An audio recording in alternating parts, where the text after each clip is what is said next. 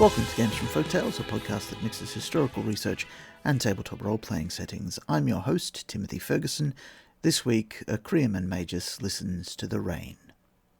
There was a virtue in Lands of the Nile called wisdom from ignorance, which allowed practitioners to gain abilities from documents that they could not understand. I was reminded of this recently by a minor essay from Aldous Huxley. He discusses a similar state of mind, but in his case, he's not meditating on hieroglyphs, but on the sound of dripping water. Later in the essay, he uses other modern sounds like railroads, so when I quote it, I've cut that bit short. For your reference, wisdom from ignorance is described on page 49 of Lands of the Nile. It's a minor virtue found most often among a particular school of Egyptian Sufis. They are able to use books as sources of training, provided they are unable to read the languages in the books. The Sufis use this ability to gain understanding of spiritual matters, so players create ability books normally, and then when the Sufis use them, they switch the ability learned from the book to theology, organization law, Sufi, or something similarly spiritually uplifting. In Creaman Magi, this would be the enigmatic wisdom ability. A Sufi using this virtue may occasionally gain practical, real-world skills, material abilities. This only occurs in the context of overcoming specific spiritual challenges, and directly applicable learning like this is considered a sort of miracle, and like every other miracle, should be policed by the player group. Now over to Aldous Huxley. Thanks to the LibriVox production team for this recording, and to Daniel Davidson, the reader. Water Music by Aldous Huxley, read by Daniel Davison. The house in which I live is haunted by the noise of dripping water. Always, day and night, summer and winter, something is dripping somewhere. For many months an unquiet cistern kept up within its iron bosom a long, hollow-toned soliloquy. Now it is mute, but a new and more formidable drip has come into existence. From the very summit of the house a little spout, the overflow, no doubt, of some unknown receptacle under the roof, lets fall a succession of drops that is almost a continuous stream. Down it falls, this all but stream, a sheer 40 or 50 feet onto the stones of the basement steps, thence to dribble ignominiously away into some appointed drain. The cataracts blow their trumpets from the steep, but my lesser waterfalls play subtler, I had almost said a more modern music. Lying awake at nights, I listen with a mixture of pleasure and irritation to its curious cadences.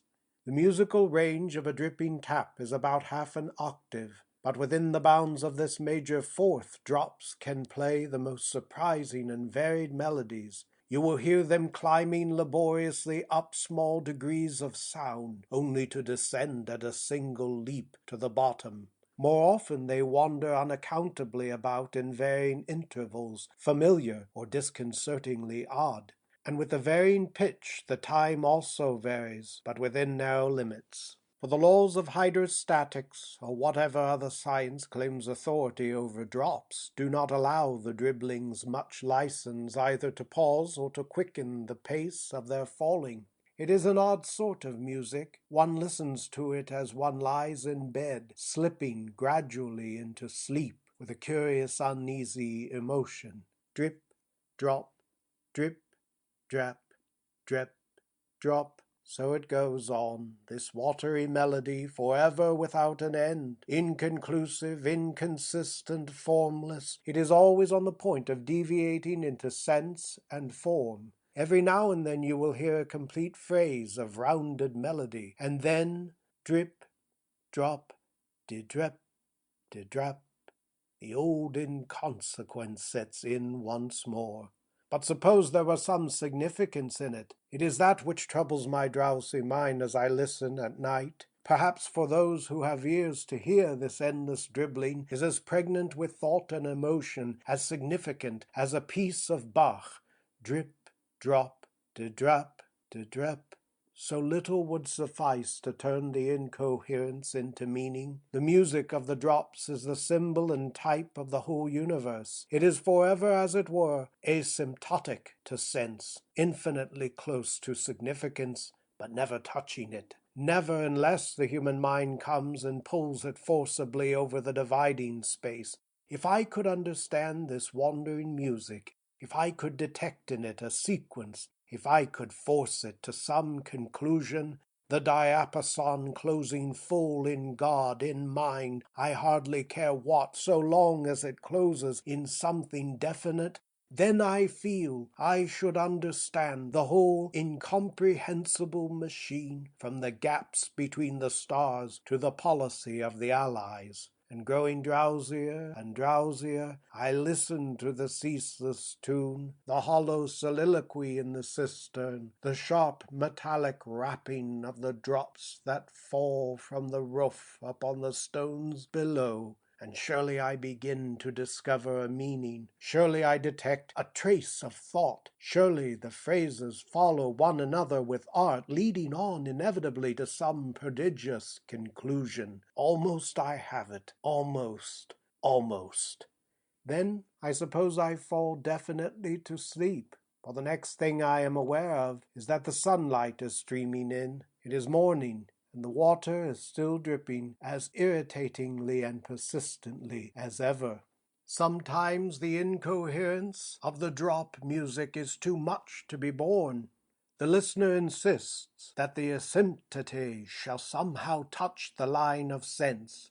He forces the drops to say something. He demands of them that they shall play, shall we say, God Save the Queen, or the Hymn to Joy from the Ninth Symphony, or Voi che sapete. The drops obey reluctantly. They play what you desire, but with more than the ineptitude of the child at the piano. Still, they play it somehow. But this is an extremely dangerous method of laying the haunting ghost whose voice is the drip of water. For once you have given the drops something to sing or say, they will go on singing and saying it forever. Sleep becomes impossible, and at the 200 or 300th repetition of Madelon, or even of an air from Figaro, the mind begins to totter towards insanity.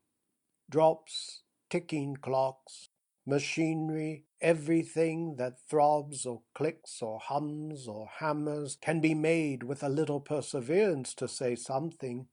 Your saga may vary.